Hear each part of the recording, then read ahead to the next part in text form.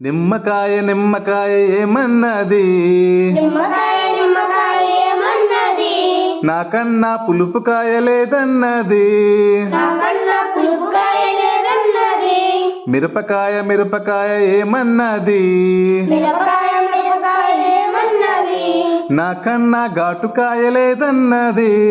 నాకన్నా ఘాటుకాయ లేదన్నది. అనపకాయ అనపకాయ ఏమన్నది? అనపకాయ అనపకాయ ఏమన్నది? నాకన్నా పెద్ద కాయ లేదన్నది.